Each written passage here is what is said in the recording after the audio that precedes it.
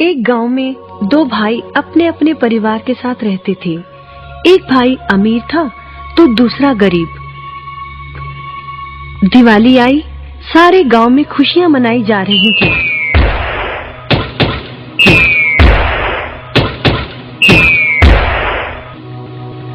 परंतु छोटे भाई के पास तो खाने लायक भी कुछ नहीं था। वह बड़े भाई के पास मदद मांगने गया। बड़े भाई ने दुत्कार कर बैरंग वापस भेज दिया। बेचारा उदास लौट रहा था कि रास्ते में एक बूढ़ा दिखाई दिया। बूढ़े के पास लकड़ियों का एक बड़ा सा गट्ठर था। बूढ़े ने उससे पूछा, क्या बात है बेटे, बहुत उदास हो? दिवाली पर तो खुश होना चाहिए। काहे की दिवाली ताऊ, मेरे भाई ने भी मेरी मदद नहीं की। मेरा परिवार भूखों मर रहा है और मैं कुछ नहीं कर पा रहा। यदि तुम मेरी मदद करो, इन लकड़ियों के गट्ठर को मेरे घर पहुंचा दो, तो मैं तुम्हें जो दूंगा उससे तुम अमीर हो जाओगे। छोटा बूढ़े के पीछे चलता हुआ लकड़ियों के गट्ठर को उसके घर छोड़ आया। बूढ़े ने छोटे को एक मालपुआ दिया और बोला, जंगल में जाना, एक जगह अजीब तरह के 3 पेड़ तुम्हें दिखेंगे, जिसके पास एक चट्टान होगी। ध्यान से देखोगे तो चट्टान के कोने में तुम्हें गुफा का एक मुंह दिखेगा। गुफा में चले जाना, वहां 3 बौने रहते हैं। मालपुआ उन्हें बहुत पसंद है, वैसे किसी भी कीमत पर छोड़ेंगे नहीं। तुम उनसे धन नहीं मांगना, बल्कि कहना मुझे पत्थर की चक्की दे दो।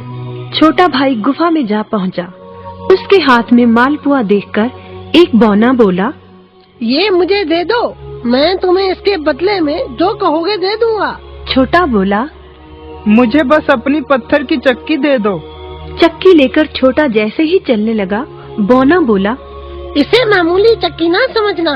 इसे घुमाने पर तुम जो मांगोगे इसमें से निकलता रहेगा।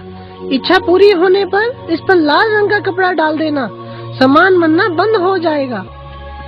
चक्की लेकर छोटा भाई घर पहुंचा। पत्नी और बच्चे भूखे थे। उसने कहा, यहाँ पर एक कपड़ा बिछाओ। कपड़ा बिछाकर चक्की उसके ऊपर एक किनारे रखकर छोटे ने चक्की चलाई और बोला, चक्की चक्की चावल निकाल।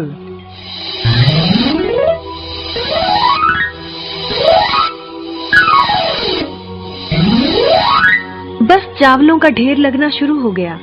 लाल कपड़े से चक्की को ढककर छोटे ने फिर कपड़ा हटाया और दोबारा चक्की चलाकर बोला, चक्की चक्की दाल निकाल।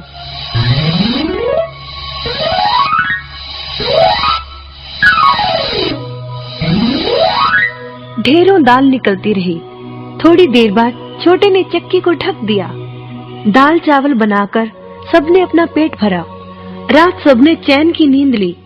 बचे हुए ढेरों चावल और दाल को लादकर छोटा अगले दिन बाजार में बेच आया। वापस आकर उसने फिर वही क्रम अपनाया और इस बार ढेरों गेहूं, चावल, भिन्न भिन्न दालें चक्की की मदद से निकाली और बेचकर ढेरों पैसे कमा आया। दिनों में ही वह अपने भाई से भी ज्यादा अमीर हो गया। चक्की की मदद से कभी घी, कभी तेल, कभी नमक, कभी मसाले, कभी बादाम, कपास, जो चाहे उसे प्राप्त होता रहता था। बड़ा भाई उसकी खुशहाली से जलने लगा। उसने सोचा, चंद दिनों पहले तो ये भूखों मर रहा था, अब इसके हाथ क्या लगा जो ये मुझसे भी ज्यादा धनी हो गया है। एक रात चुपचाप वह छोटे के घर में छुप गया। सारा भेद उसके आगे खुल गया। अगले दिन जब छोटा बाजार सामान बेचने गया था, तो बड़ा भाई छोटे के घर पहुंचा और उसके घर से चक्की चुरा कर ले आया और अपने परिवार को लेकर दूर कहीं टापू में जाकर बसने के इरादे से घर से चल पड़ा। समुद्र किनारे पहुंचकर उसने एक नाव खरीदी। सभी उसमें बैठ गए और नाव में बैठकर टापू की ओर चल दिए। उसकी पत्नी हैरान थी कि एक बेकार सी चक्की लेकर उसका पति सारा घर बाहर छोड़कर हम सबको लेकर कहाँ जा रहा है। बड़े भाई ने पत्नी की जिज्ञासा शांत करने के लिए चक्की को घुमाया और बोला, चक्की चक्की नमक निकाल।